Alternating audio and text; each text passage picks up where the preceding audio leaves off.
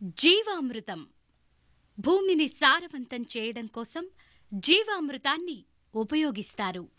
భూమి అన్నపూర్ణ. భూమికి బయట నుండి ఏ విధమైన ఎరువు వేయవలసిన అవసరం లేదు. జీవామృతం ఎరువు కాదు. జీవామృతానికి కావలసిన పదార్థాలు: నీరు 200 లీటర్లు, ఆవు మూత్రం 5 నుండి 10 లీటర్లు, తాజా ఆవు పేడ 10 కిలోలు, నల్ల బెల్లం 2 కిలోలు, పెసలు, శనగలు, అలసంద, ఉలవలు వంటి పప్పుధాన్యం పిండి 2 కిలోలు, వేరుశెనగ మరియు సోయాబీన్స్ పిండి ఈ పప్పుధాన్యం పిండిలో వాడకూడదు. పొలంగట్టు మన్ను దోసెడు. తేమతో కూడిన పొడి మన్ను అడవి నుంచి తెచ్చినది చాలా మంచిది.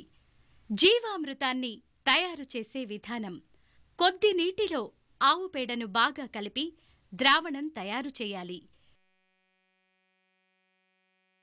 ఈ ద్రావణాన్ని మిగిలిన 200 లీటర్ల నీటిలో కలపాలి.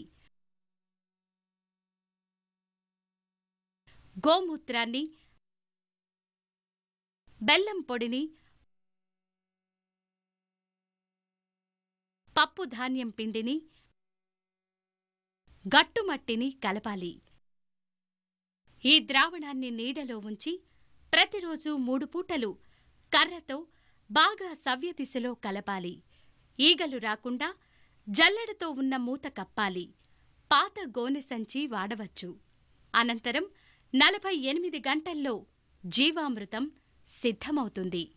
జీవామృతాన్ని వాడే విధానం: వర్షం పడినప్పుడు కాని, నీటి పారుదలతో కాని, బిందు సేద్యంతో కాని జీవామృతాన్ని భూమికి తోడుగా నెలకు ఒకసారి గాని 2 సార్లు గాని వేస్తే చాలు.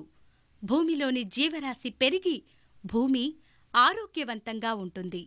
ఆరోగ్యవంతమైన భూమితో ఆరోగ్యవంతమైన అధిక దిగుబడులు సాధ్యమవుతాయి.